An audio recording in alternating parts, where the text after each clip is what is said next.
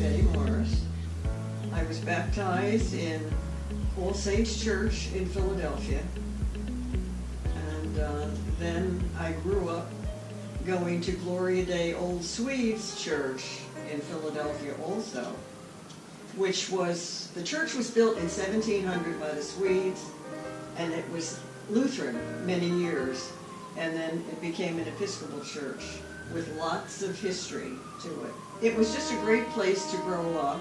The church was very active, and we had a very good Sunday school teacher, Miss Gledhill, and she also took care of the Girls Friendly Society, which was something that was open to all the churches in Philadelphia.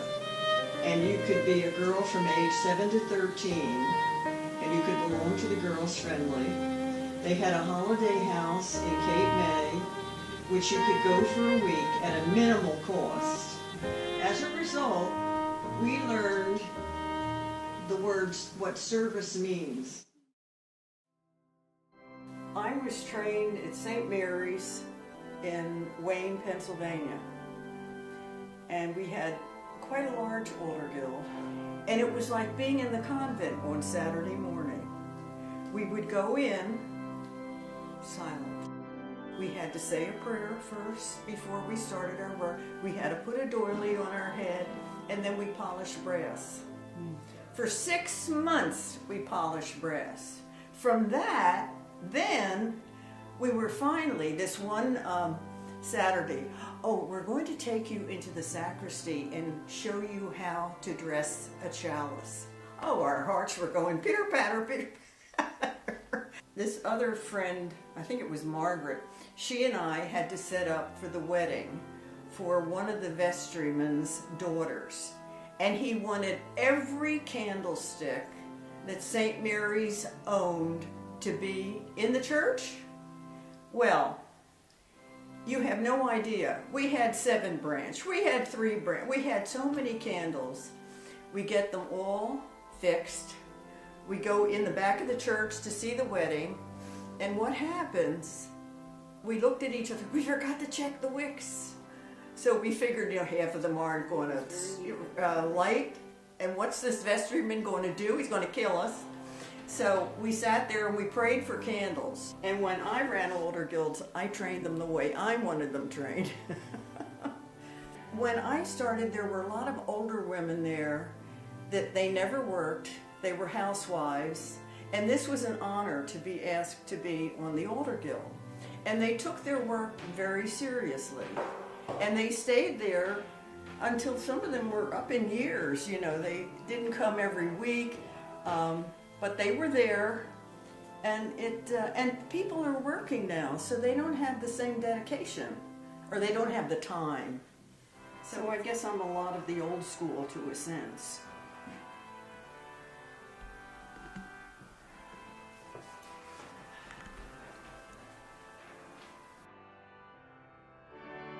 I married a Roman Catholic, and how did that happen? Great difficulty. As you can understand, at the time we were married, that wasn't the preferred thing to do. And when we decided we were going to get married, I had a very nice understanding with Jim. I said, I'll marry you, but I will not become a Catholic. And of course, there were things you had to do. You had to sign a paper for your children to be baptized as a Catholic. I consented to that because he was a better Catholic at that point in time than I was an Episcopalian. So maybe that was my reason for doing it, I don't know. But I wasn't about to give up being an Episcopalian. So that's how the wedding came about. So, did you get married in an Episcopal church? No, we were married in, this is another interesting thing. You couldn't be married in the church. You had to be married in the rectory because it was, I was an Episcopalian and he was the Catholic. They didn't allow mixed marriages to go to the church. So anyhow, I had went out, bought a ballerina length dress. I was gorgeous, I was figured it's going to be lovely, even though it's not going to be in church. 2 weeks before, they changed the ruling that we could go and be married in the church.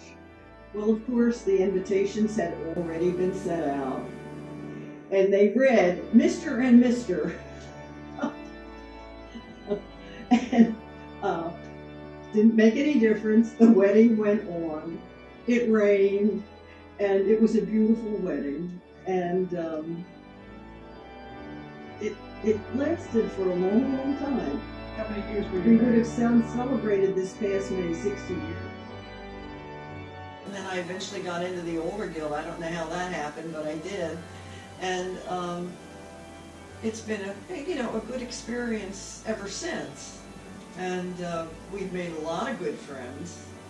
Jim always said, having lost Jimmy, he said, we have to do things. We have to do, that was the expression he used. We have to get out and do things. And we both he went to become a deacon. And this is funny, the way he came. He said, oh, I have something I want to talk to you about. I said, yes.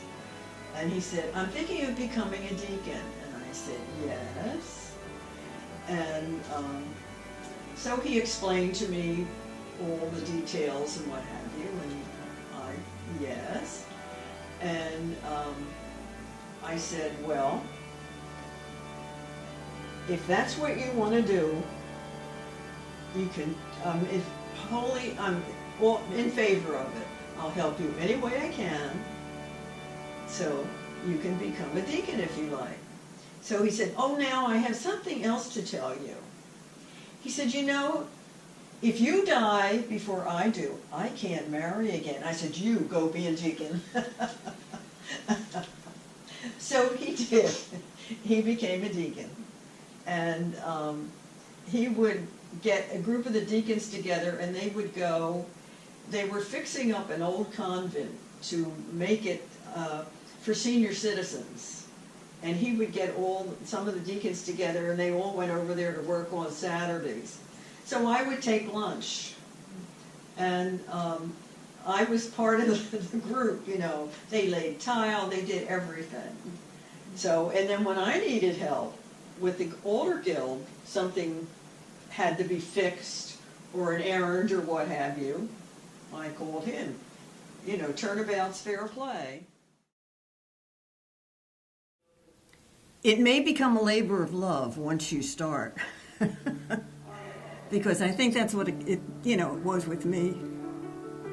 I always say, it's a labor of love as I do the others. So I think it can be a private thing for you. If you work alone, or even if you're working with people. It's just something special about it.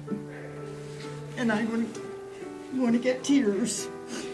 We had one rector, Father Keller. He would come to visit you, and you knew if he was carrying flowers or raspberries or something. He always came with a gift and a notebook, and that meant he was going to ask you to be chairman of something or other. And how could you say no? When they first started the Buddy group, Jim saw it, I don't know where he saw it, in a paper, or I don't know how he saw it, and as soon as we came in, everyone was so friendly. Philip, Ann and Bill Johnson, Hal Maloney, Dan Danubala, George, Peter, everybody was like you knew them. They came over and made themselves known. They were glad to have you. And it was a very warm experience. And then Jim said, I think you ought to join this church. The wax is the bad one. The wine I can deal with. But when it's wax, I get very angry. So, but it's penance. That's one way of looking at it, isn't it? I wait until I have a laundry bag full, and all the things are just about depleted. I make sure there's enough left so that, you know, if an extra service came up or for the next Sunday. And usually if I take them, I bring them back the following week. So there's no, I iron them in my living room, and I open the blind and I look all out into the woods and watch the trees and the birds. That soothes me while I do them, especially when I run into a bad patch.